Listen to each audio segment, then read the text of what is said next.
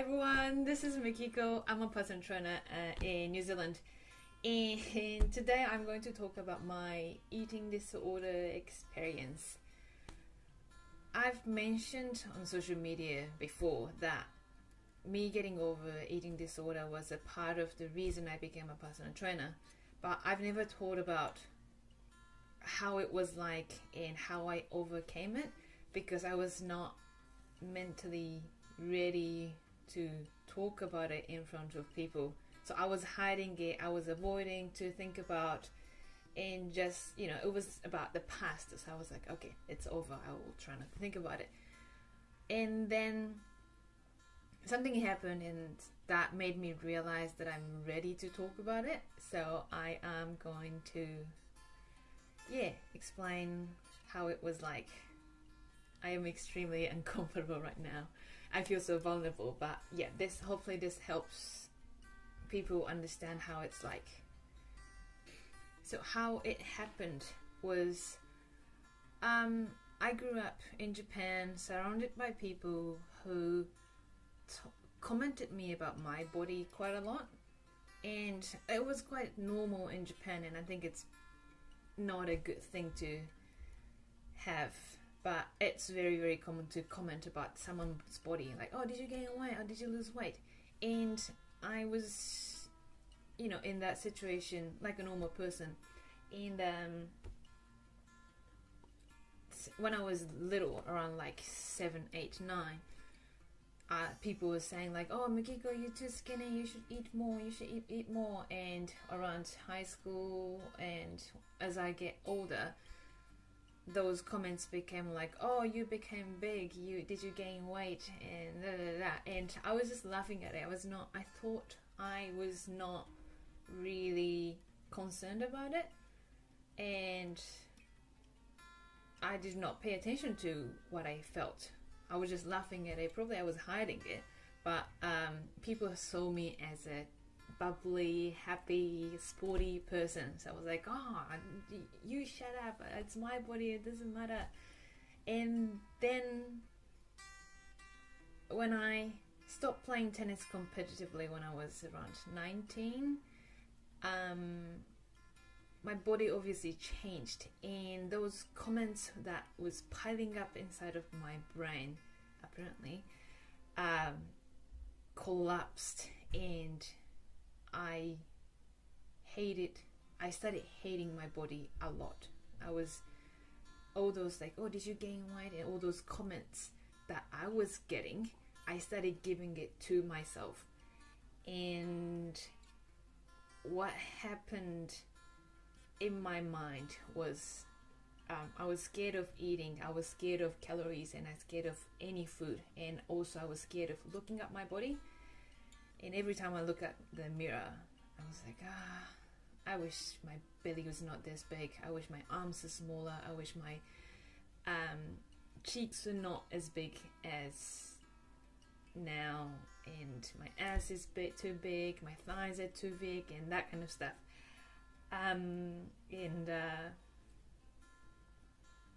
It was hard. That was the darkest time of my life. And what I started doing was,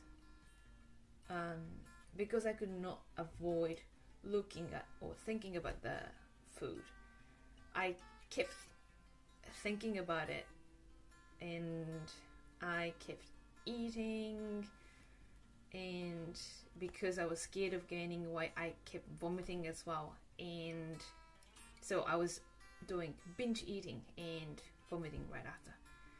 And also I took some medications to make me have diarrhea as well, so believing that my body doesn't take those calories, so I was wishing that it's all gone. And it took me probably 1 or 2 years to completely overcome. So I stopped vomiting completely, probably 1 year, less than 2 years maybe. But the worst time was about 1 or 2 months that I kept vomiting almost every day. So what I remember is I went to the convenience store in Japan and bought some food and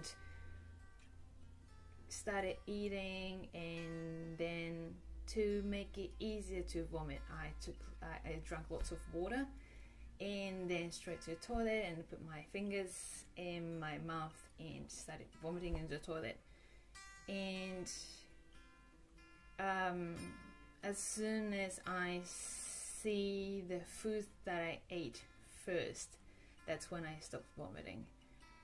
And looking at the toilet and looking at the bread that I just threw up, I remember having this bird eye looking at myself from the sky, and I felt miserable and lonely because people saw me as a bubbly, chatty, sporty person, and what I'm actually doing is being ashamed of myself and just vomiting and looking at the bread that I just threw up. And I felt like no one understood me, and I had no one to talk about. Even my families and best friends, I could not talk to them. I was just hiding this. I feel like I was wearing a mask talking to them. And I knew that this was not good, and I knew that that was an eating disorder, but I didn't want to go to see a doctor either because I was scared of getting the label that I have eating disorder or mental disorder, I think. So I was just facing by myself, and what I was doing was just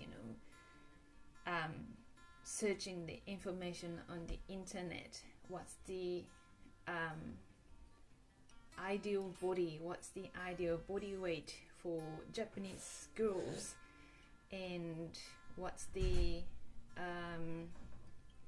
better way to lose weight, and how to control the body, and that kind of stuff. And I tried every single diet, like fasting and eat natto diet, all those kind of stuff, and nothing worked. Well, I lost weight, but it all came back once I stopped doing the diet. So my body weight was going up and down quite badly.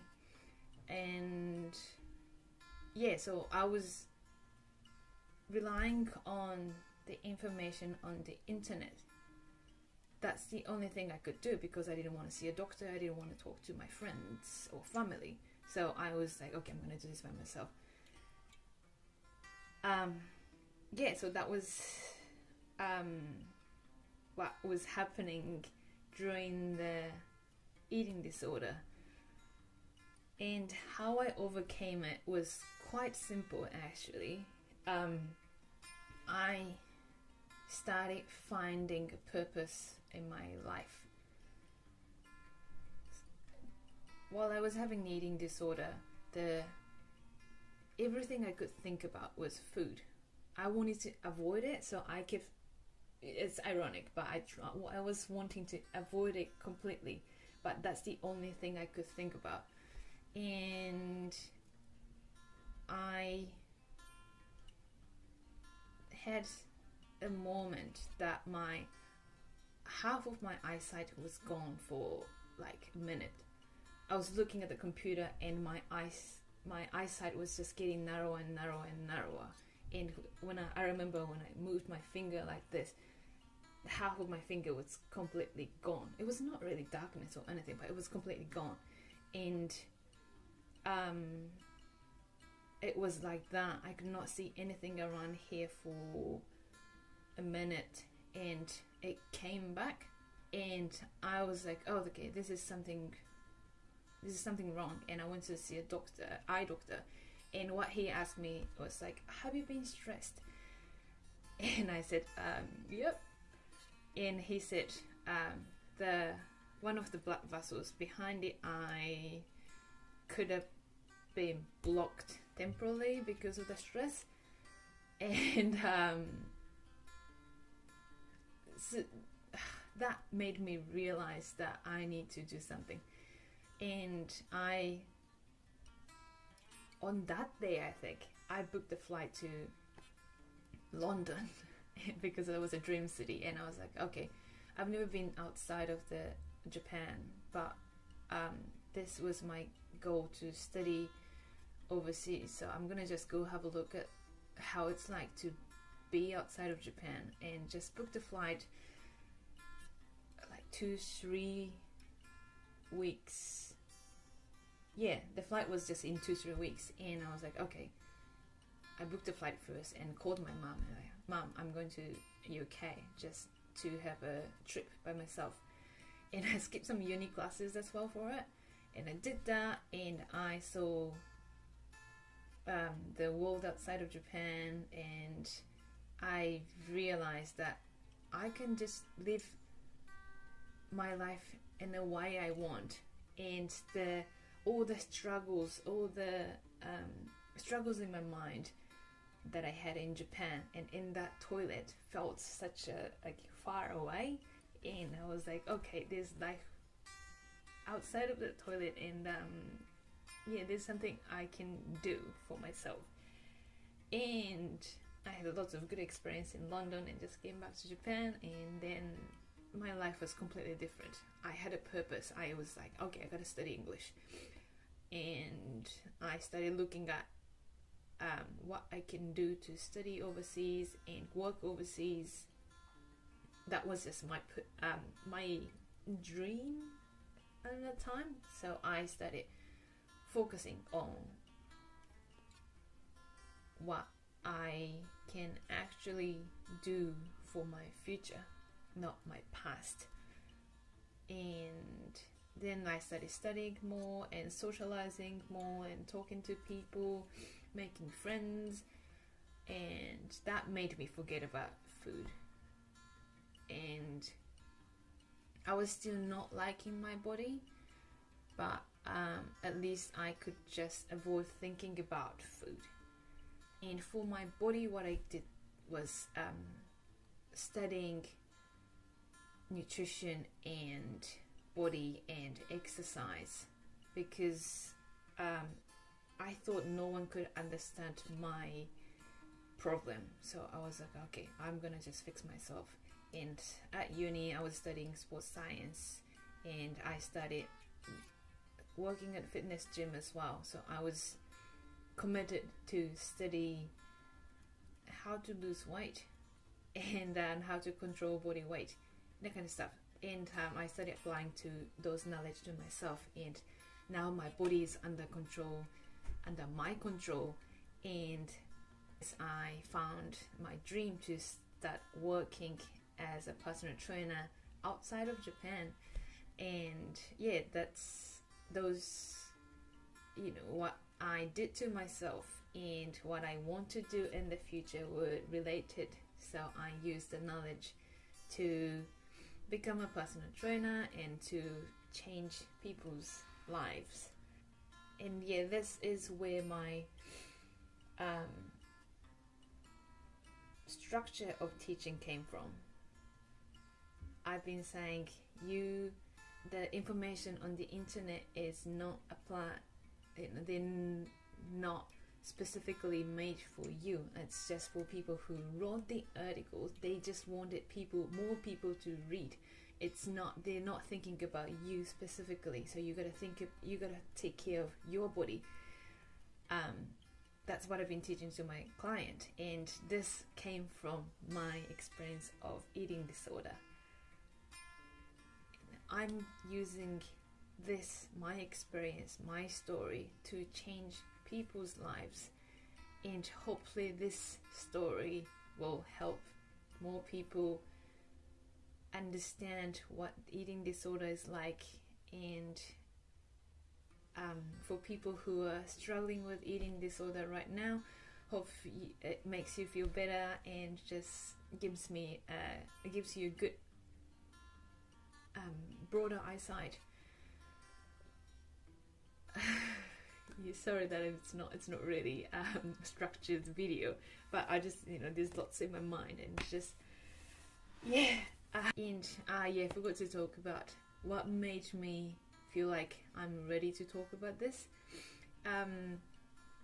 yeah, this something happened to me, and I was just looking at the toilet, and all those memories, I had a flashback of all those memories, and I'm like, okay, this looks familiar, this toilet, this is what I was looking at this close when I was vomiting the bread. And it's that made me realize that, okay, I'm not feeling sad or anything. I think I completely overcame it, and I think I'm ready to talk about it. And yep, so hopefully this story is something helpful for someone in the world. And if you have any comments or questions, please feel free to ask. You don't have to feel sorry for me, because I am happy about what I'm doing and what I had in the past as well, because without that experience, I'm not here teaching people how to control their body. So I'm happy about what I had in the past. Yep, this is a big talk for this weekend, but during this lockdown, lots of things are happening, and some people feeling lonely, people who need help are not able to ask for help as well. So asking people how they're doing, and just having a small chat with anyone that you know can help. Yeah, so that's what I've been doing as well. It's not just as a personal trainer, but as a human and as a person who knows how it feels like to feel lonely and no one can understand me. This having a chat, asking if they're okay, is something I can do. So I want you to do that for people who you care as well. And that's it for this video today. Hope you have a lovely day today, and love yourself, love your past, love your future. Bye.